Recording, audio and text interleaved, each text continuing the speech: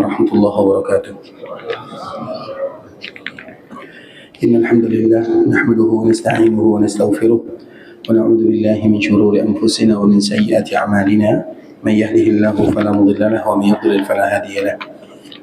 أشهد أن لا إله إلا الله وحده لا شريك له وأشهد أن محمدا عبده ورسوله لا نبي بعد. أما بعد يا أيها الذين آمنوا اتقوا الله حق تقاته ولا تموتن إلا وأنتم مسلمون. يا أيها الناس اتقوا ربكم الذي خلقكم من نفس واحدة وخلق منها زوجها وبث منهما رجالا كثيرا ونساء واتقوا الله الذي تساءلون به والأرحام إن الله كان عليكم رقيبا. يا أيها الذين آمنوا اتقوا الله وقولوا قولا سديدا يصلح لكم أعمالكم ويغفر لكم ذنوبكم ومن يطع الله ورسوله فقد فاز فوزا عظيما. أما بعد فإن أصدق الحديث كتاب الله وخير الهدي هدي محمد صلى الله عليه وسلم وشر الأمور محدثاتها فإن كل محدثة بدعة وكل بدعة ضلالة. إخوة الإسلام saudaraku muslimin, para tetamu Allah rahimani wa rahimakumullah. Alhamdulillah, Allah Subhanahu wa taala kembali memberikan kemudahan kepada kita bersama untuk berada di dalam masjid Rasulullah sallallahu alaihi wasallam dalam rangka melakukan zikir yang terindah. Dan di antara zikir yang terindah adalah Al-Quran dan hadis-hadis Rasulullah sallallahu alaihi wasallam. Itu merupakan di antara zikir yang terindah secara mutlak. Apabila disebut dengan zikir, maka maknanya adalah Al-Quran dan maknanya adalah hadis-hadis Rasulullah sallallahu alaihi wasallam. Sehingga dengannya Nabi sallallahu alaihi wasallam pernah menyebutkan, "Idza marartum bi rawdatin min riyadil jannati farta'u." Apabila kalian melewati taman di antara taman-taman surga, maka mampirlah, singgah. Para sahabat bertanya, "Wa ma riyadul jannah?" Apa itu taman surga? Kenapa para sahabat bertanya dengan kalimat ini? Karena yang mereka tahu taman surga itu hanya di antara mimbar dan rumah Nabi sallallahu alaihi wasallam.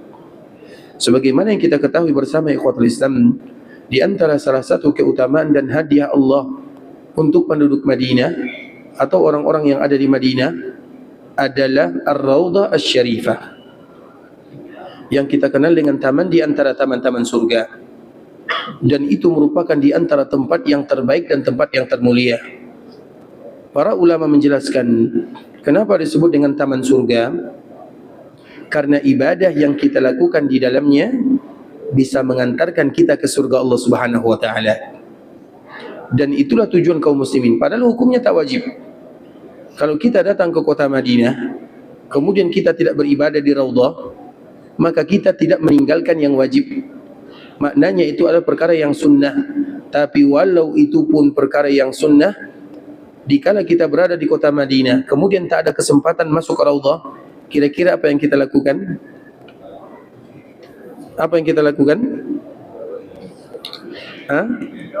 Datang ke kota Madinah, kemudian belum diberikan rezeki oleh Allah Subhanahu wa taala masuk ke Raudhah. Apa yang kita lakukan kira-kira? Marah, sedih, kesal, apapun namanya ikhwatul Islam.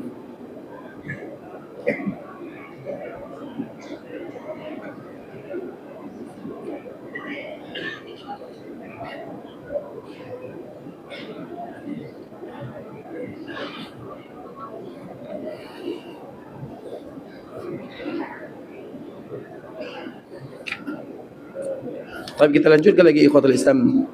Di antara salah satu hadiah dari Allah Subhanahu wa taala untuk kita yang ada di kota Madinah adalah Raudhah. Masuki Raudhah itu merupakan di antara nikmat dari Allah Azza wa Jalla yang belum diberikan kesempatan. Bukan berarti mereka meninggalkan, atau bukan berarti mereka meninggalkan sesuatu yang diwajibkan, karena hukumnya sunnah. Tapi walau hukumnya sunnah, semua kita ingin masuk di dalamnya, karena itu adalah taman surga. Kenapa disebut dengan taman surga? Karena apapun ibadah yang kita lakukan di dalamnya bisa mengantarkan kita ke dalam surga Allah Subhanahu wa taala. Namun ketahuilah ikhwatul Islam, Raudhah itu ada dua. Raudhah itu ada dua. Yang pertama Raudhah yang disebutkan oleh Nabi sallallahu alaihi wasallam yang ada di kota Madinah, di antara rumah Nabi dan mimbar Nabi. Itu adalah Raudhah yang selalu dikejar oleh kaum muslimin. Tapi kita jangan lupa ada Raudhah yang kedua yang semuanya maknanya sama. Sama-sama bisa mengantarkan ke dalam surga Allah Subhanahu wa taala. Apa itu Raudhah yang kedua? Raudhah yang kedua itu adalah hadis yang barusan kita sebutkan. Makanya Nabi menyebutkan, apabila kalian melewati taman di antara taman-taman surga, maka singgahlah, mampir dulu, jangan pergi meninggalkan raudhah tersebut. Sehingga para sahabat bertanya, wa ma riyadul jannah, apa itu taman surga? Karena yang mereka tahu raudhah itu hanya ada di antara rumah Nabi dan mimbar Nabi. Tiba-tiba ada hadis ini, maka mereka terkejut, kaget. Ya Rasulullah, apa itu taman surga ini? Taman surga ini yang mana lagi? Seolah-olah itu merupakan pertanyaan sahabat Nabi radhiyallahu taala anhum ajma'in. Apa kata Nabi sallallahu alaihi wasallam? Hilaqaz zikir atau majalisuz zikir. Majlis yang dibacakan zikir, dan zikir itu maknanya adalah Al-Quran dan hadis Nabi sallallahu alaihi wasallam, sebagaimana yang dinamakan atau yang disebutkan oleh Imam An-Nawawi rahimahullahu taala. Bahkan di antara salah satu nama Al-Quran adalah Az-Zikir. Al-Quran dinamakan dengan Al-Furqan, Al-Huda, At-Tibyan, Asy-Syifa. Salah satu namanya adalah Az-Zikir. Inna nahnu nazzalna Az-Zikr, inna nahnu nazzalna Az-Zikr wa inna lahu lahafidun. Kami yang turunkan Al-Quran dan kami yang akan menjaganya. Maknanya zikir yang terindah secara mutlak itu adalah ayat-ayat Allah Subhanahu wa taala dan juga hadis Nabi sallallahu alaihi wasallam. Dan dikala kita melakukan di masjid yang terindah, di masjid Rasulullah sallallahu alaihi wasallam, maka itu juga disebut dengan taman di antara taman-taman surga. Sehingga bisa kita mengatakan bahwa Masjid Nabawi semuanya bisa dikatakan taman di antara taman surga apabila kita melakukan ibadah ini. Oleh karena itu ikhwatul Islam, taman surga itu ada dua. Yang pertama taman surga yang disebutkan oleh Nabi, yang kedua taman surga siapapun yang berada di rumah Allah kemudian mereka berzikir, baca ayat Al-Quran dan baca hadis Nabi, berarti mereka berada di taman surga. Dan Allah kumpulkan dua taman surga untuk kita yang ada di kota Madinah, dan itu merupakan di antara kemuliaan. Dan semoga dengan kemuliaan tersebut Allah mudahkan langkah kita masuk ke dalam surganya. Amin amin ya rabbal alamin. Ikhwatul Islam, saudara kaum muslimin, kemudian kita senantiasa mengingatkan, sebelum kita melanjutkan, kita senantiasa mengingatkan kepada kita bersama untuk senantiasa tidak pernah melupakan mengucapkan salam dan salawat kepada baginda Rasulullah sallallahu alaihi wasallam, terutama bagi kita yang ingin dimudahkan urusannya, diampunkan dosanya, diberikan kepadanya pahala. Dan di antara salah satu keutamaan yang paling mulia bagi mereka yang mengucapkan salam dan salawat kepada Nabi adalah ketika Allah juga bersalawat kepada orang yang bersalawat kepada Nabi. Jadi Allah tidak hanya bersalawat kepada Nabi, tapi Allah bersalawat kepada orang yang bersalawat kepada Nabi. Maknanya ikhwatul Islam, apabila kita ingin Allah bersalawat kepada kita, maka bersalawatlah kepada baginda Rasulullah sallallahu alaihi wasallam. Kalau Allah bersalawat kepada hambanya, apa maknanya? Allah akan muliakan dia, Allah akan mudahkan urusannya, Allah akan kabulkan doanya, Allah akan lancarkan perkaranya, Allah akan mudahkan langkahnya masuk surga. Itu makna daripada Allah berselawat kepada orang yang berselawat kepada Rasulullah sallallahu alaihi wasallam. Oleh karena itu kewajiban kita bersama adalah memperbanyak mengucapkan salam dan selawat kepada Rasul kita yang mulia Muhammad bin Abdullah sallallahu alaihi wasallam. Allahumma salli ala Muhammad wa ala ahli baitihi wa ala azwajihi wa dhurriyyatihi kama sallaita ala Ibrahim wa ala ali Ibrahim innaka Hamidum Majid. Allahumma barik ala Muhammad wa ala ahli baitihi wa ala azwajihi wa dhurriyyatihi kama barakta ala Ibrahim wa ala ali Ibrahim innaka Hamidum Majid. Ikhwatul Islam, saudara kaum muslimin, para tetamu Allah rahimani wa rahimakumullah.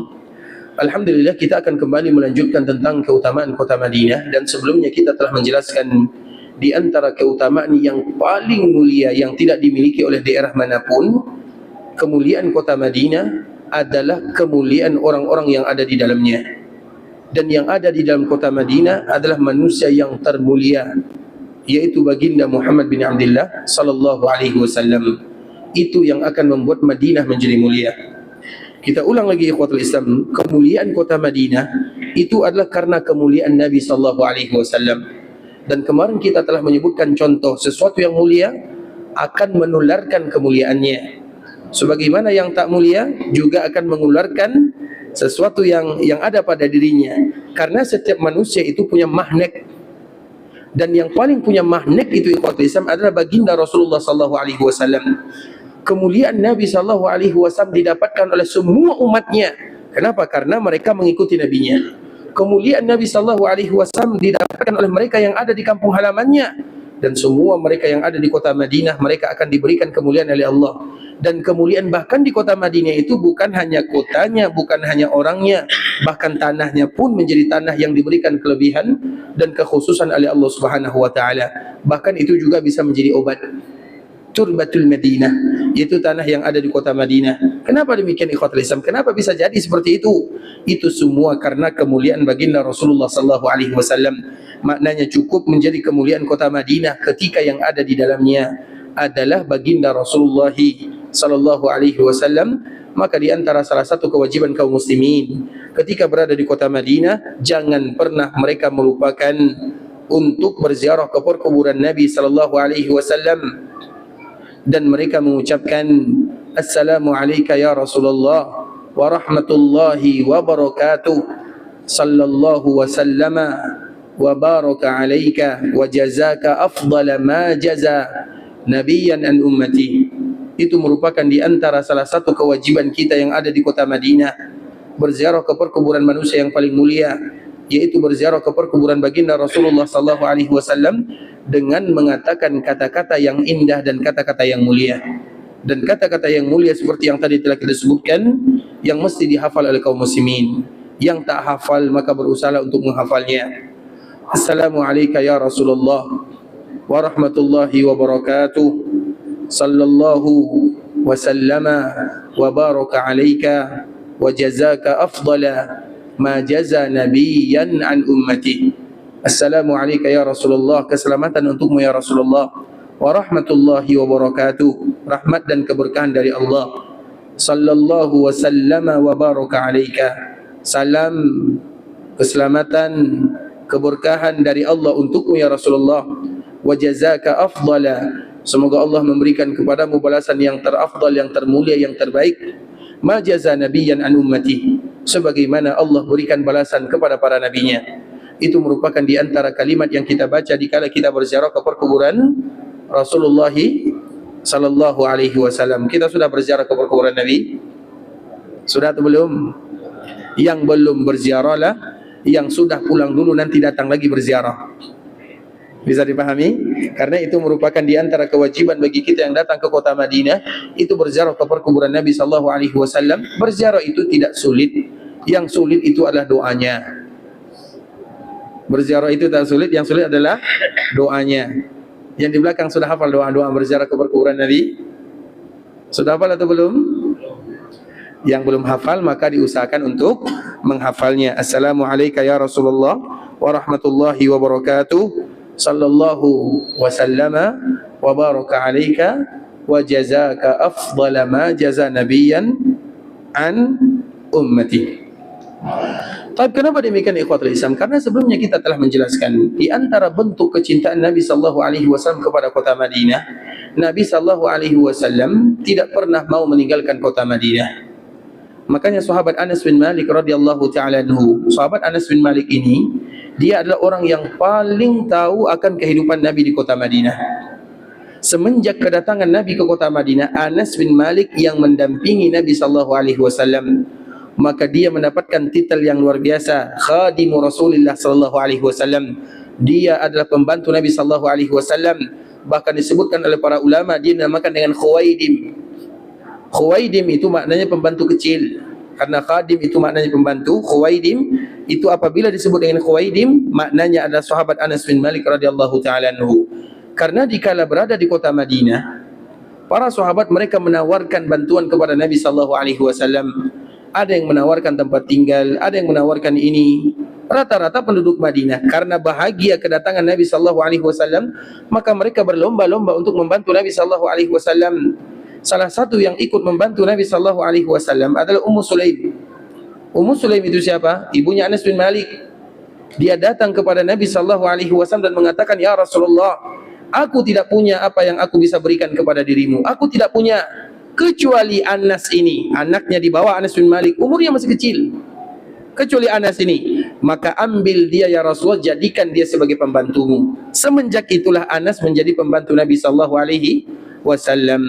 Dan pembantu Nabi ikhwatul Islam itu bukan dari Nabi, tapi orang yang ingin berbangga-bangga menjadi pembantu Nabi. Dan semua pembantu Nabi dapat hadiah di dunia dan di akhirat.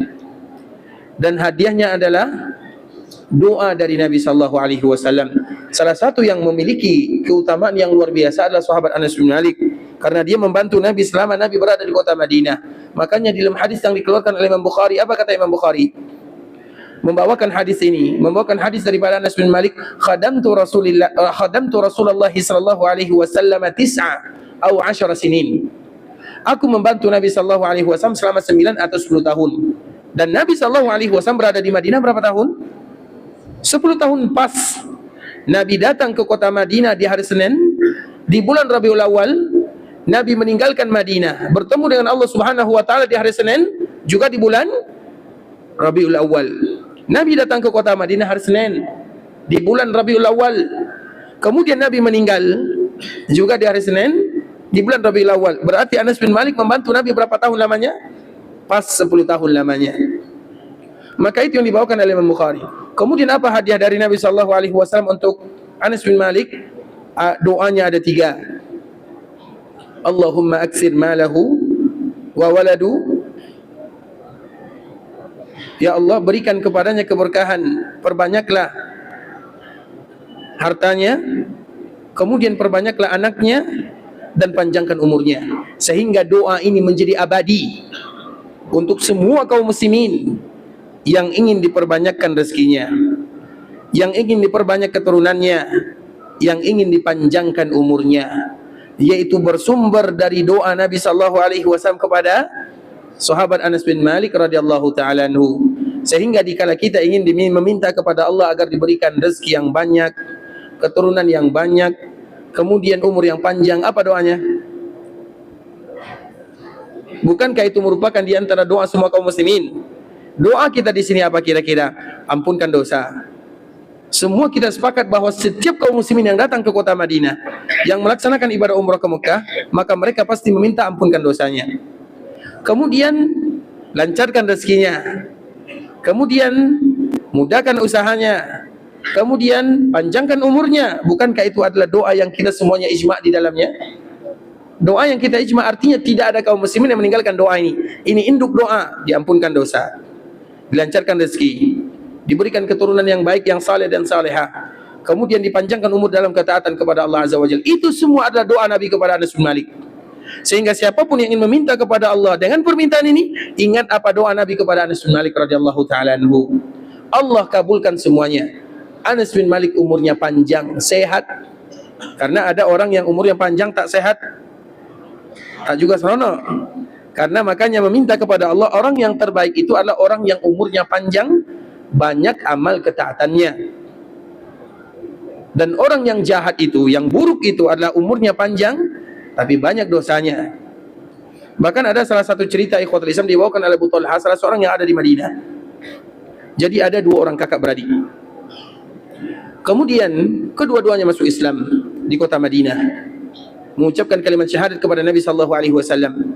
Kemudian setelah mereka masuk Islam, mereka ikut berjihad bersama Nabi. Kedua-duanya ikut berjihad. Ketika berjihad, abangnya meninggal syahid, adiknya masih diberikan umur panjang oleh Allah Azza wa Jalla. Kemudian tahun berikutnya, adiknya ini juga meninggal, tapi meninggal seperti biasa, meninggal biasa, bukan meninggal dalam keadaan berjihad. Kemudian yang membawakan riwayat ini adalah Abu Talha. Dia bermimpi. Apa mimpinya?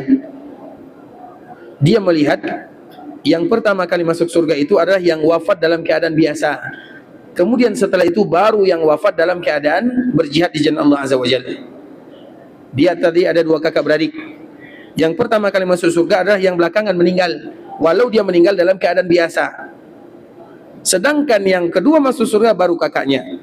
Kemudian mimpi ini diceritakan kepada para sahabat yang ada di Madinah. Tidak ada satupun mereka yang bisa jawab. Karena mimpi itu ikhwatul Islam tak boleh dijadikan hukum dasar dalam agama sampai disesuaikan dengan ayat Al-Quran dan hadis baginda Rasulullah SAW. Mimpi para sahabat itu semuanya jelas karena mereka perlihatkan dan sebutkan kepada Nabi SAW. Kalau mimpi kita kepada siapa kita sebutkan. Makanya mimpi itu tidak boleh dijadikan standar sebagai di dalam agama. Karena mimpi kita itu banyak macamnya. Ada mimpi yang kabar gembira, dan itu jarang sekali. Kebanyakan kita mimpi gangguan dari syaitan, dan mimpi kehidupan sehari-harinya. Karena mimpi itu terbagi kepada 3 yang tadi kita sebutkan, dan mimpi itu tidak boleh dijadikan standar syaitan, standar dalam beragama. Bisa dipahami? Misalnya ada orang yang mengatakan, saya bermimpi Nabi ajarkan kepadaku sebuah kalimat yang sangat indah, siapapun yang minum kopi masuk surga misalnya. Nah, itu tak boleh dijadikan standar dalam agama. Bisa dipahami? Kalau misalnya orang mengatakan demikian, berarti yang lain juga bisa mengatakan yang lain. Saya bermimpi bertemu dengan Nabi, siapapun yang meminum kopi Nescafe masuk surga. Gimana coba? Siapa yang bisa bantah? Karena mimpi itu sulit untuk dideteksi. Bisa dipahami? Setiap kita itu punya mimpi, tapi siapa yang bisa mengatakan dia benar atau salah? Makanya mimpi itu tak boleh dijadikan standar dalam agama sampai diperlihatkan kepada Al-Quran atau hadis-hadis Nabi SAW. Nah, para sahabat begitu juga. Setiap kali mereka bermimpi, bahkan setiap hari Nabi mengatakan kepada sahabatnya, ini kebiasaan Nabi, siapa di antara kalian yang malam ini melihat mimpi? Maka para sahabat akan menceritakan kepada Nabi, dan Nabi menawarkan, mimpi kamu ini seperti ini, seperti ini, seperti ini. Makanya juga ada takwil mimpi ikhwatul Islam, tapi itu tidak semua, tidak bisa dijadikan standar. Kadang betul, kadang salah. Karena bagaimanapun kita manusia, kadang betul, kadang salah. Dan yang tak pernah salah itu adalah baginda Rasulullah SAW. Makanya ikhwatul Islam, kita kembalikan kepada Abu Talha ini. Dikala dia mimpi, diceritakan mimpinya kepada orang-orang yang ada di Madinah, di Masjid Nabawi. Semua mereka tak tahu jawabannya, padahal mereka sahabat Nabi. Kemudian di saat itulah Nabi SAW mendengarkan apa yang terjadi kepada kalian. Maka mereka ceritakan tentang mimpi Abu Talha. Kemudian apakah Nabi? Kenapa kalian heran terhadap mimpi tersebut? Memang betul keadaannya. Kenapa yang pertama kali masuk surga adalah yang kedua, yang terakhir meninggal? Padahal dia meninggal seperti meninggalnya biasa. Apa kata Nabi? Bukankah orang yang tadi terlambat meninggalnya, dia salat setiap harinya, dia berpuasa, dia beribadah, itulah yang membuat dia masuk surga melebihi daripada orang yang sebelumnya. Maka dari sini disebutkan oleh para ulama ikhwatul Islam, diambil dari hadis Nabi, orang yang terbaik di antara kalian adalah orang yang panjang umurnya dan banyak amalan ketaatannya. Maka tidak salah kalau kaum muslimin berdoa kepada Allah, ya Allah panjangkan umurku dalam ketaatan kepadamu. Dan doa itu diajarkan oleh Nabi kepada Anas bin Malik. Tinggal kita cari tahu apa doanya. Dan ini mesti diketahui oleh kaum muslimin, agar kita juga diberikan hadiah oleh Allah sebagaimana Allah berikan hadiah kepada Anas bin Malik. Apa hadiah dari Anas? Atau apa hadiah Allah dari Anas bin Malik? Dan itu semua karena doa Nabi SAW. Yang pertama, hartanya paling banyak, karena doa Nabi SAW. Yang kedua, keturunannya paling banyak. Dan orang yang banyak keturunan itu ikhwatul Islam, itu adalah nikmat. Kenapa demikian? Karena nanti banyak yang akan mendoakan dirinya. Keturunan itu maknanya bukan berarti hanya anaknya, bisa jadi cucunya, bisa jadi cicinya, bisa jadi ke bawah. Itu semua disebut dengan keturunannya. Anas bin Malik meninggal keturunannya lebih daripada 100 orang, dan dia masih diberikan umur panjang oleh Allah Subhanahu wa taala. Itu berkat daripada doa Nabi sallallahu alaihi wasallam. Kemudian Anas bin Malik banyak hartanya, banyak keturunannya, dan panjang umurnya. Maka oleh karena itu ikhwatul Islam, bagi siapa yang di antara kita yang ingin minta, maka berdoalah kepada Allah dengan kalimat ini. Allahumma aksid mali wa waladi wa barik li fi ma a'taitani wa tawwil umri wa ghfir dhanbi. Sudah hafal doanya? Ya Allah, perbanyaklah hartaku, perbanyaklah keturunanku. Bukan hanya perbanyak saja, berikan keberkahan terhadap harta dan keturunanku. Ya Allah, panjangkan umurku dan ampunkan dosaku. Ini adalah kalimat yang dulu diajarkan oleh Nabi sallallahu alaihi wasallam dan dibaca oleh Nabi untuk Anas bin Malik, sehingga doa ini menjadi doa yang sangat indah bagi kaum muslimin yang ingin diberikan sebagaimana diberikan kepada sahabat Anas bin Malik radhiyallahu taala anhu. Allahumma aksir mali wa waladi wa barik li fi ma a'taitani wa tawwil umri wa ghfir dhanbi. Sudah hafal? Sudah hafal atau belum? Kita selalu mengatakan ikhwatul Islam, ini motivasi saja ya. Doa kita itu tidak akan pernah bisa sejajar dengan doa Al-Quran dan doa Nabi sallallahu alaihi wasallam. Doa kita itu tidak akan pernah sejajar dengan doa Al-Quran dan doa dari Nabi sallallahu alaihi wasallam. Dan ketahuilah, doa yang terbaik adalah doa yang bersumber dari Al-Quran dan dari hadis Nabi. Pasti doa kita itu ikhwatul Islam banyak salahnya. maka hukum asal dalam berdoa itu adalah dengan menggunakan bahasa Allah dan bahasa Nabi-Nya. Kita selalu mengatakan kisah ini ya, kisah yang berulang kami sebutkan, dan semoga memberikan manfaat kepada kita bersama, terkhusus bagi kita yang datang ke Mekah dan Madinah, karena di antara tujuan dan kesepakatan kita bersama adalah berdoa. Semua kita ingin berdoa, dan kita bukan hanya ingin berdoa, ingin juga doa kita dikabulkan oleh Allah Subhanahu wa taala. Dan salah satu momennya dikala kita beribadah, salah satunya dikala kita berada di Mekah Al-Mukarramah. Kami selalu menceritakan kisah ini, ikhwatul Islam, kisah yang dibawakan oleh guru kami, dosen kami, Syekh Abdul Razak hafizahullah taala, salah seorang yang masih mengajar di Masjid Nabawi sampai sekarang. Biasanya beliau mengajar selepas maghrib dan selepas subuh, berada dekat pintu 8 atau 9, dan halaqahnya adalah halaqah yang paling besar. Terlepas daripada itu semua, di antara salah satu, pernah beliau diundang untuk memberikan pengajian nasihat motivasi kepada askar, kepada para askar yang ada di dua tanah haram, Makkah dan Madinah. Bahkan sampai sekarang ikhwatul Islam, askar yang ada di dalam ini, sebelum mereka bekerja, mereka harus mengaji dulu. Mengajinya di atas, di lantai 2. Kita tak pernah tengok kan? Mereka berbaris dulu, duduk seperti ini, kemudian dibacakan Al-Quran, hadis-hadis Nabi SAW untuk memberikan motivasi. Karena bagaimanapun Al-Quran dan hadis Nabi adalah siraman, dan orang yang tidak dapat siraman maka dia akan tandus. Siapapun yang namanya manusia, apabila ingin mendapatkan siraman ibarat air, yang ibarat bunga yang memerlukan air, maka air kita adalah Al-Quran dan hadis Nabi SAW. Kalau tidak kita melakukan yang demikian, hidup kita akan tandus, bahkan akan kering, bahkan layu, bahkan rusak, bahkan bisa mati. Dan betapa banyak orang yang masih hidup tapi mereka sudah mati. Apa maknanya? Ini perkataan Nabi SAW. Banyak yang orang hidup tapi mereka sudah mati. Iya, jasadnya hidup tapi hatinya sudah mati. Apa maknanya? Tak lagi bertemu dengan ayat-ayat Al-Quran dan tak lagi bersua dengan hadis-hadis Nabi SAW. Karena apakah mungkin orang yang membaca Al-Quran dan membaca hadis Nabi tidak bahagia?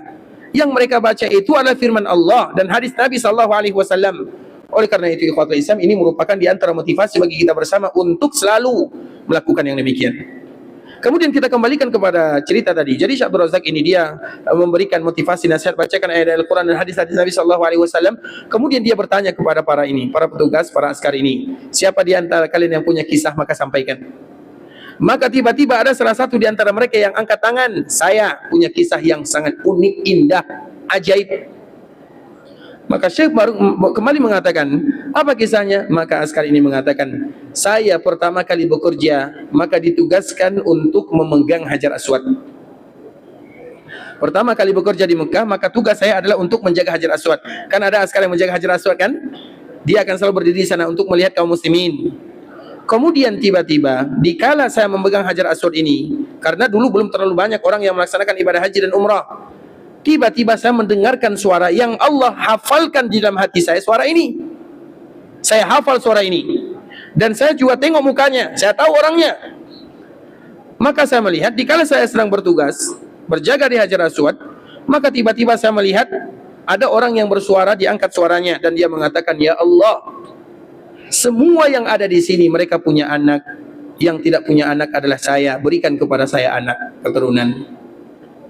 Dan askar ini dia mengatakan, saya hafal kalimatnya, saya hafal dan saya tahu wajahnya. Kemudian saya seolah-olah sudah mulai lupa, karena banyak yang harus dia jaga. Dan biasanya di samping Hajar Aswad itu ada multazam ya, ada yang kita kenal multazam. Ketahuilah, multazam itu ikhwatul Islam, Nabi tak pernah berdoa di sana,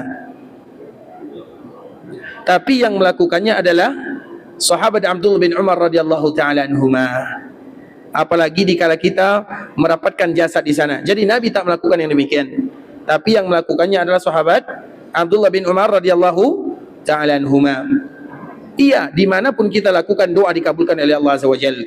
Mau di multazam, mau dikala kita tawaf, karena momennya indah. Tapi tempat berdoa yang paling bagus adalah dikala kita berada di Safa dan di Marwah.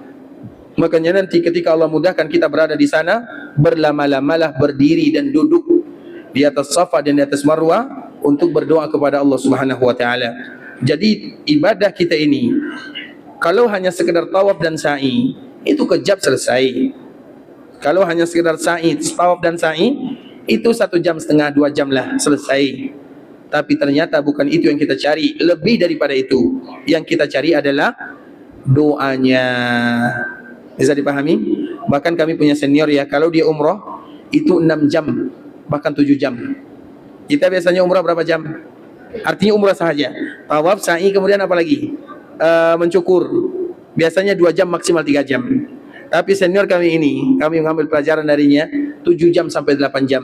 Jadi apa yang lama? Lamanya adalah berdoa dikala berada di Safa dan di Marwah. Dan memang itu diajarkan oleh Nabi. Dan memang di situ Nabi berdoa. Dan memang di situ doa dikabulkan oleh Allah Subhanahu wa taala. Makanya umrah itu bukan cepat-cepat kita selesai. Kita sudah antrian, sudah menabung, sudah membayar. Kemudian pas umrah kita macam mana nak cepat selesai. Ingat baik-baik, yang terpenting adalah doanya. Dan itu adalah tujuan kita bersama. Apalagi dikala kita berada di momen-momen yang indah. Makanya tawaf sa'i itu sebentar sahaja, kejap sahaja ikhwatul Islam. Tapi yang lama itu adalah doanya. Siap insyaAllah?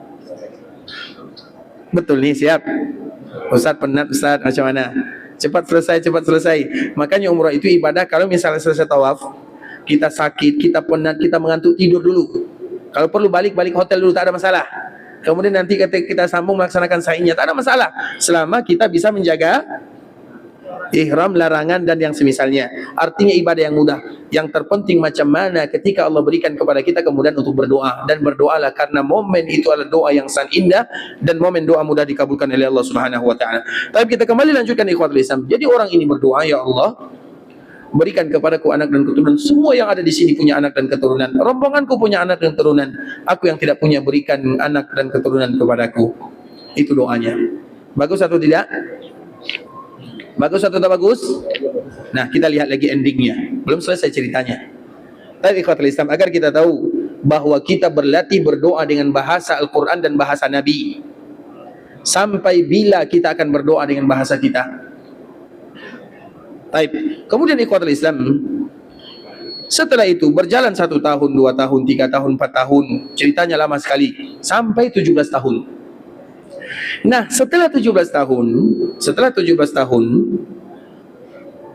kembali yang bertugas pada waktu itu adalah polisi yang sama, sekarang yang sama, polisi yang sama. Kemudian tiba-tiba dia kembali mendengarkan suara yang tak asing baginya. Kemudian dikala dia mendengarkan suara ini, suara yang dulu pernah dia dengarkan 17 tahun yang silam. Kemudian dia melihat, ternyata orangnya sama, dia tahu mukanya. Kemudian dia juga tahu suaranya. Tapi dia berdoa kepada Allah dengan doa yang tak patut diucapkan di sana. Dia menangis, berdoa kepada Allah. Dan di antara salah satu isi doanya, ahlik waladi. Ya Allah, binasakan anakku, matikan dia. Apakah ada orang tua yang berdoa kepada Allah agar anaknya dimatikan? Tak ada ikhwatul Islam, kecuali kalau anaknya betul-betul sudah membuat dia gila. Coba bayangkan di Ka'bah Al-Musharrafah, setelah 17 tahun lamanya, kemudian dia berdoa kepada Allah, tapi doanya lain. Doanya, ya Allah, binasakan anakku, ahlik waladi. Itu tak ada orang tua yang berdoa seperti itu, ikhwatul Islam. Maka dikala askar polis ini, dia mendengarkan kalimat itu, dia turun dari Hajar Aswad menjaganya. Kemudian dia ambil orang yang tadi berdoa. Kemudian dia mengatakan, di sini pelajarannya, zalamtahu marratain. Kamu zalim kepada anakmu 2 kali. Kamu zalim kepada anakmu 2 kali. Kemudian dia mengatakan, alhamdulillah ya, polis ini Allah berikan kemudahan kepadanya untuk memberikan bimbingan. Zalim yang pertama, zalim, bukankah dulu kamu yang berdoa kepada Allah, ya Allah berikan kepadaku anak dan keturunan?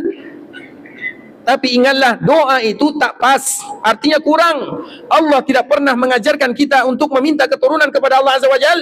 Tapi Allah ajarkan kita agar meminta keturunan yang soleh. Jangan pernah kita meminta, ya Allah berikan kepadaku anak, berikan kepadaku keturunan. Bukan itu ajaran Nabi SAW. Bukan itu yang disebutkan oleh Allah dalam Al-Quran. Allah ajarkan kita di dalam Al-Quran, Rabbi habli, berikan anak yang saleh. Betapa banyak orang tua yang diberikan anak dialah yang membuat dia menjadi jahat. Keturunan dia yang membuat dia menjadi gila, menjadi banyak ikhwatul Islam, banyak. Bisa jadi salah berdoa. Makanya doa yang terbaik itulah doa dari siapapun yang minta keturunan kepada Allah Azza wa Jalla. Ada 3 yang harus mereka tahu. Yang pertama, doa sebelum mendapatkan keturunan. Yang kedua, doa setelah mendapatkan keturunan. Yang ketiga, doa dikala keturunan mungkin dia jauh dari agama Allah Subhanahu wa taala atau diperbaiki. Ada 3 yang harus kita hafal. Dan siapa yang tidak hafal akan 3 ini tak boleh jadi orang tua. Kita semuanya sudah terlanjur jadi orang tua ya. Macam mana lagi Ustaz? Harus jadi orang tua. Tinggal bagaimana kita menghafalnya. Yang pertama, ikhwatul Islam, doa sebelum mendapatkan keturunan ada 3. Doa ingin mendapatkan keturunan bagi yang belum punya keturunan dan ingin meminta keturunan, diajarkan oleh Allah dalam Al-Quran semuanya. Rabbi habli minas salihin. Ya Allah, berikan kepadaku anak yang saleh. Yang pertama. Yang kedua, Rabbi habli min ladunka dzurriyyatan thayyibah. Ya Allah, berikan kepadaku anak yang thayyib. Yang ketiga, waj'alhu rabbi radiyah. Berikan kepadaku anak yang engkau ridai. 3 kalimat ini yang harus selalu diucapkan kaum muslimin. Jangan mereka hanya meminta, ya Allah berikan anak, berikan anak.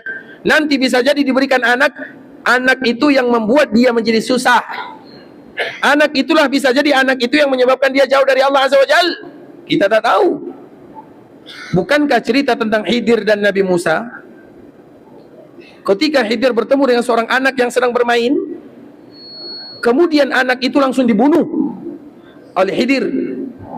Diceritakan oleh Allah dalam surah Al-Kahfi. Maka Nabi Musa bertanya, kenapa engkau membunuh seorang jiwa yang tak ada dosa? Kemudian di saat itulah Khidir mengatakan, setelah kejadian ini, ikhwatul Islam, apa kata Khidir alaihi salam? Allah bagi tahu kepada diriku, wahai Musa, kalau anak ini tumbuh besar dan dewasa, maka dia akan menyesatkan orang tuanya. Sehingga Allah perintahkan kepadaku untuk membunuhnya dikala mereka kecil. Kemudian setelah dibunuh anak ini, Allah hadiahkan kepada orang tua anak ini anak yang membimbing dia menuju surga. Itu tak boleh dilakukan kecuali cerita dalam Quran. Ini cerita ya. Jadi perkara Nabi Khidir ini tak ada Khidir zaman sekarang, tak ada ya. Itu ingat baik-baik. Itu hanya cerita dalam Al-Quran. Dan itu sudah selesai. Kemudian ikhwatul Islam, kita lanjutkan. Siapapun yang ingin punya anak, 3 ini harus dihafal. Makanya setiap kali kita ingin punya anak, yang sudah punya anak kan ingin tambah anak lagi. Nah, sebelum mereka ingin tambah keturunan dan anak ini, maka mereka berdoa, yang pertama saleh, yang kedua thayyib, yang ketiga mardiyah. Sudah hafal semuanya? Sudah hafal? Rabbi habli minas salihin. Rabbi habli min ladunka dzurriyyatan thayyibah waj'alhu rabbi radiyah. Yang pertama dalam surah Safat, yang kedua dalam surah Al-Imran, yang ketiga dalam surah Maryam. Semua ada dalam Al-Quran, semua ada.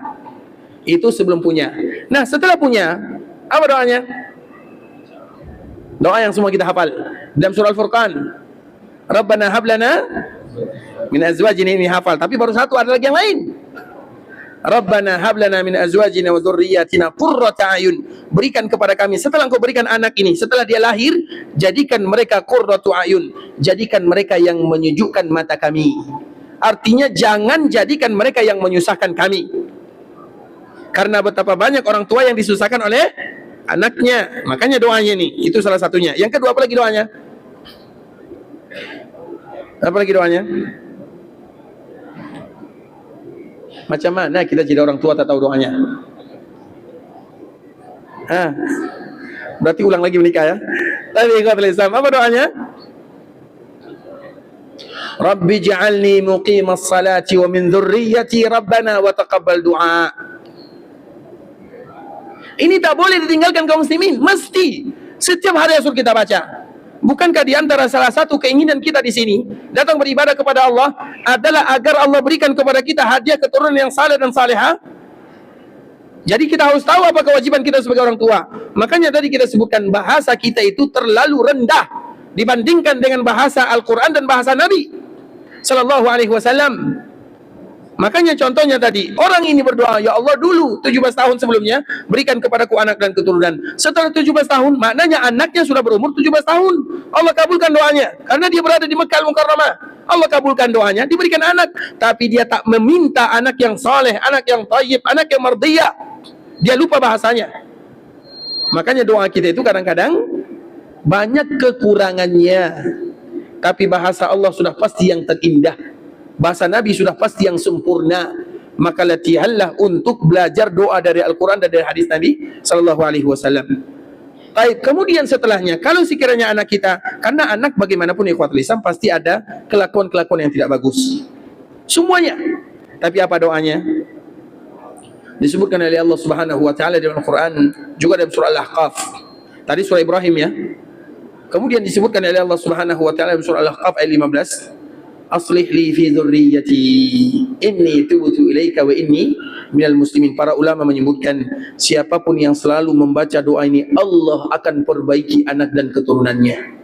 Bahkan salah seorang ulama yang bernama Fudail bin Iyad Ikhwatul Islam, dia mengatakan kalimat ini, ya Allah, aku sudah tak sanggup lagi memperbaiki anak dan keturunanku, aslih li fi dzurriyyati, Allah perbaiki anak dan keturunannya. Jadi ada 3 yang tadi kita sebutkan. Sudah hafal semua? Wahai para orang tua, kalau tak hafal tak patut jadi orang tua. Sudah hafal semuanya? Doa sebelum punya anak dan keturunan, doa dikala sudah punya anak dan keturunan, doa agar mereka selalu dijaga dan diperbaiki oleh Allah Subhanahu wa taala.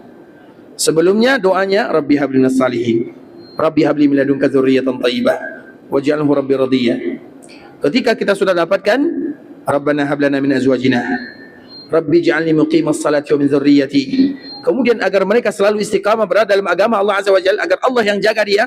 Aslih li, bahasa Allah yang terindah, aslih li, perbaiki keturunanku untukku, karena betapa banyak anak dan keturunan yang baik untuk orang lain tapi tak baik untuk orang tuanya.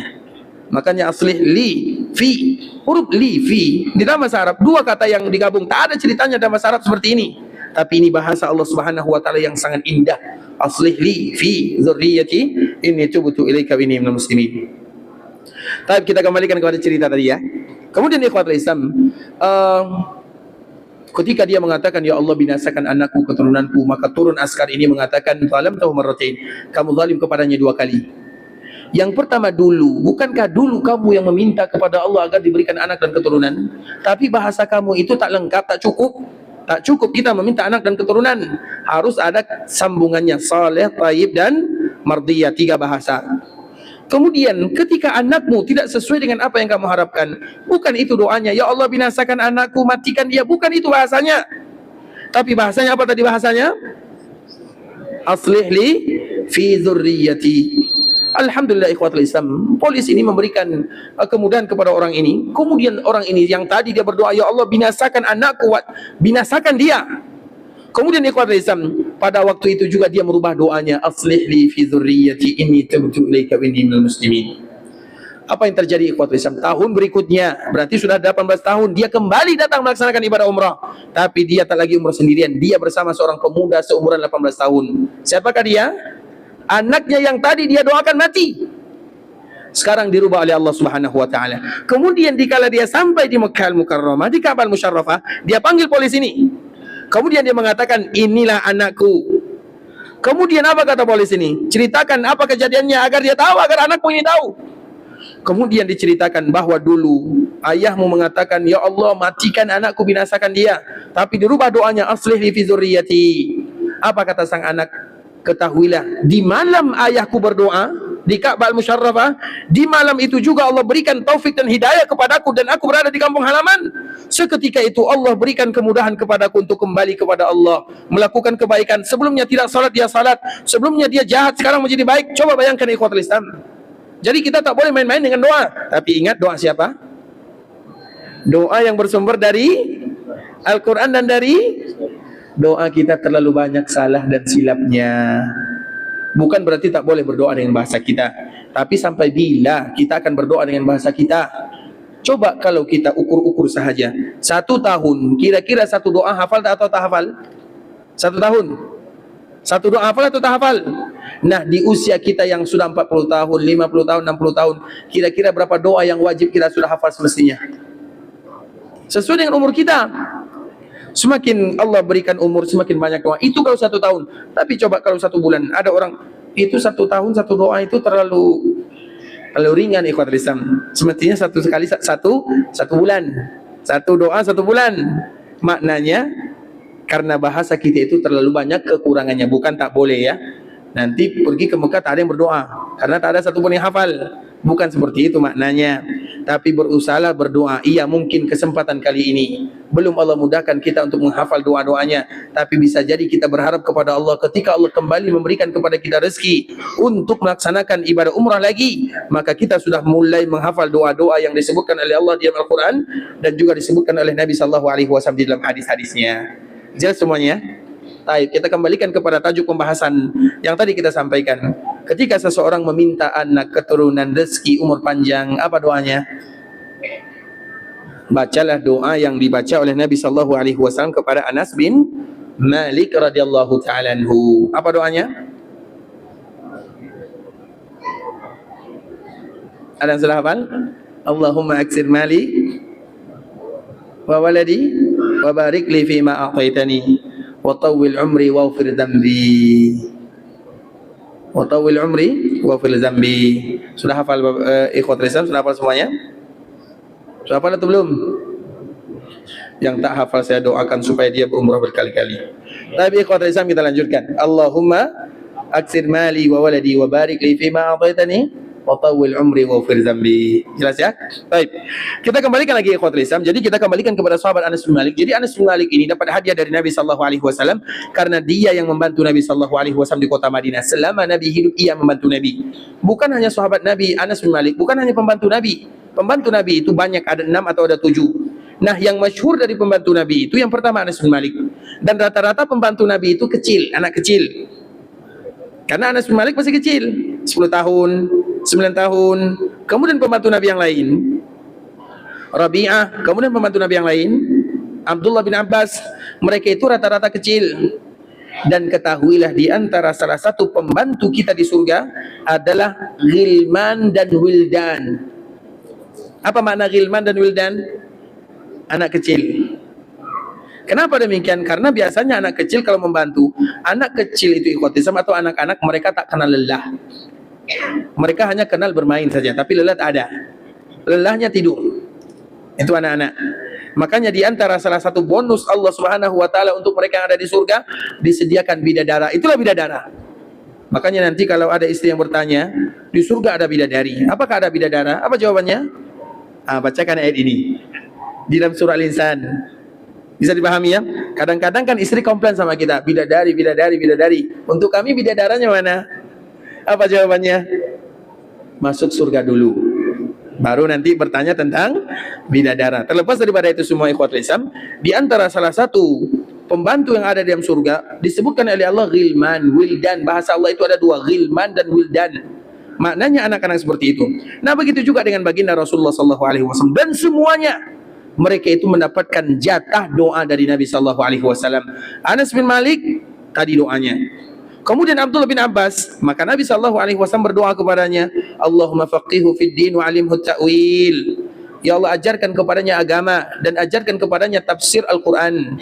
Makanya kalau tafsir Al-Quran berasal dari Mujahid, karena Mujahid itu meriwayatkan dari Abdullah bin Abbas radhiyallahu ta'ala anhu, tak perlu lagi ditanya, hilang, cancel semua tafsir yang ada. Kenapa? Karena doa baginda Rasulullah SAW. Maka di antara nama Abdullah bin Abbas adalah turjumanul Quran, orang yang menterjemahkan Al-Quran. Makna terjemah Al-Quran, mentafsirkan Al-Quran.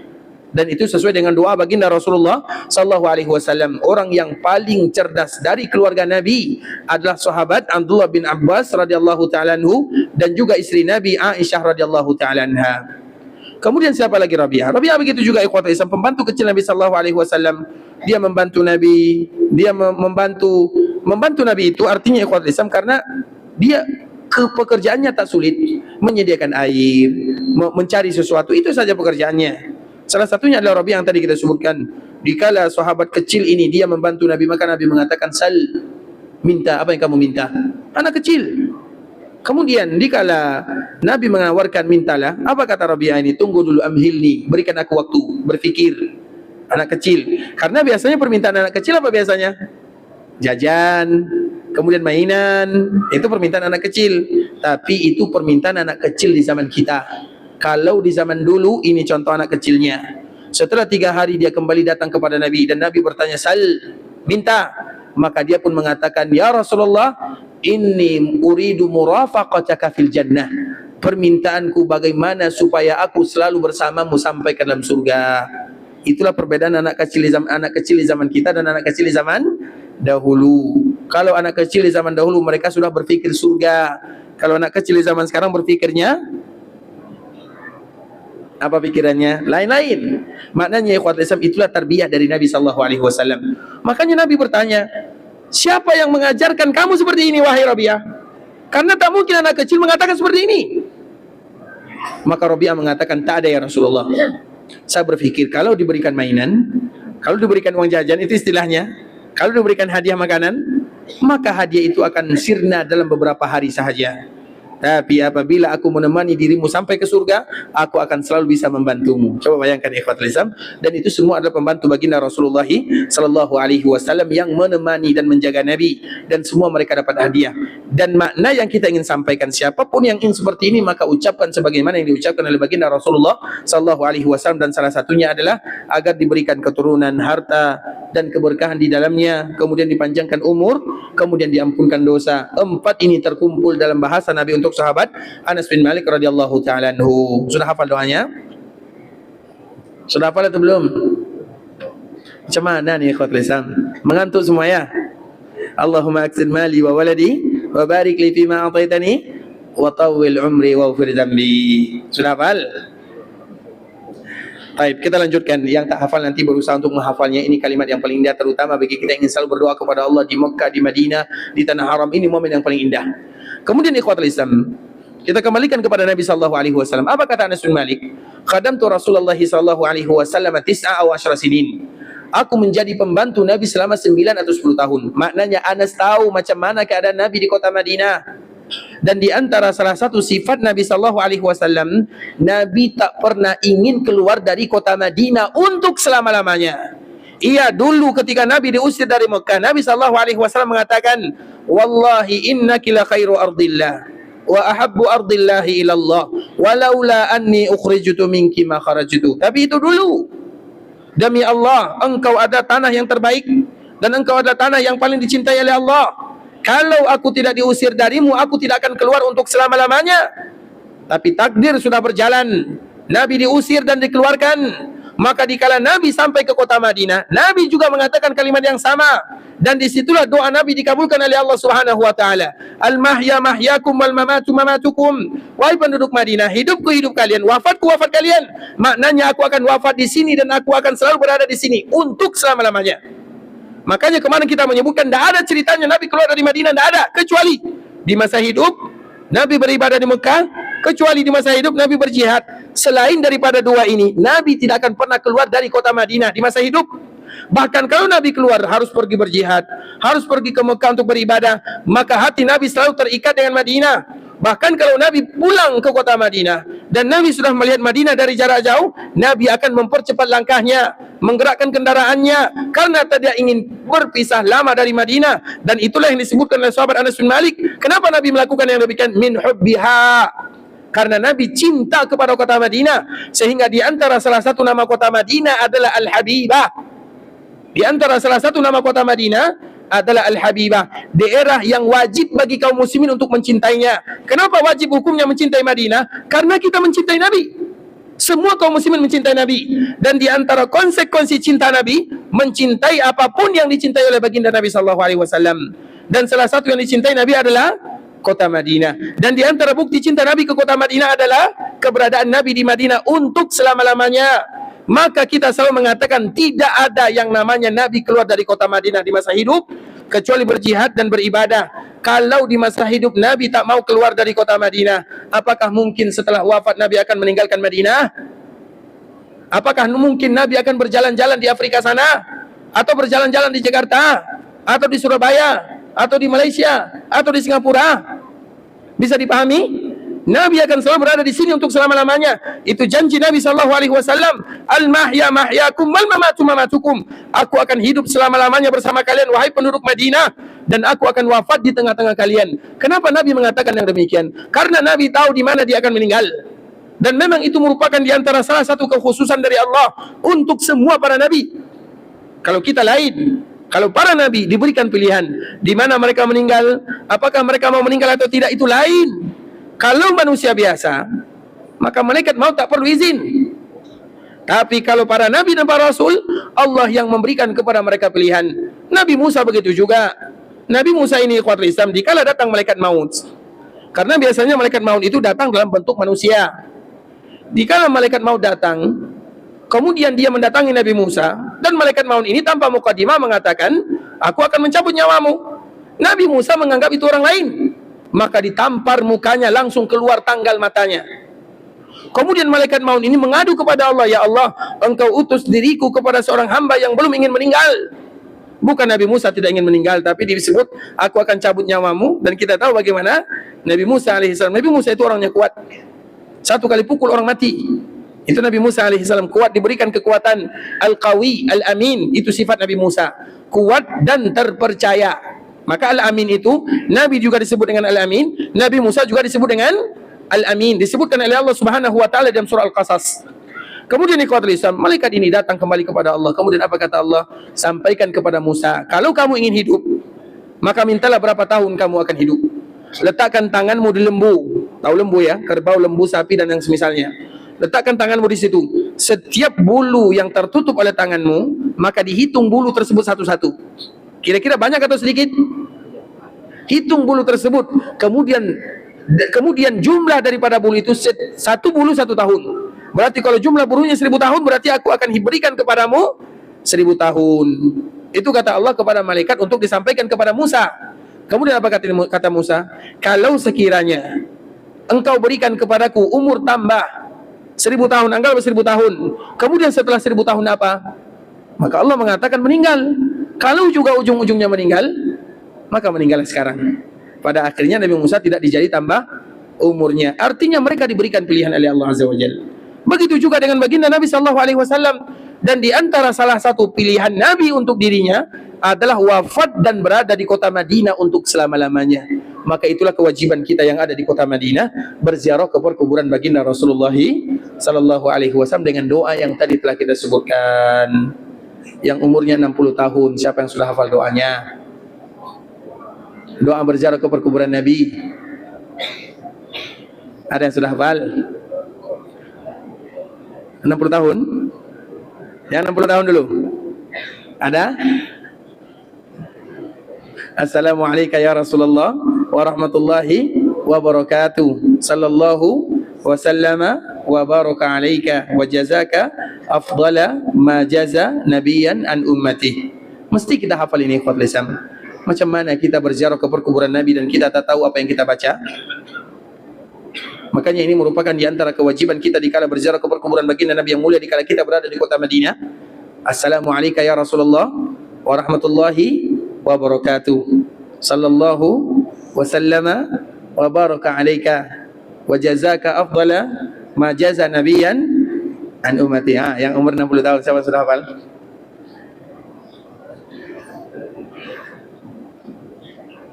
Ada yang hafal? Type diskon 50. Yang lain dulu boleh ya? Type. Yang 50. Ada? Type yang umurnya 10 tahun. Yang 20. Yang 30. Macam mana nih ikhwatul Islam? Macam mana nanti kita berziarah ke perkuburan Nabi? Kita ulang lagi sekali ya.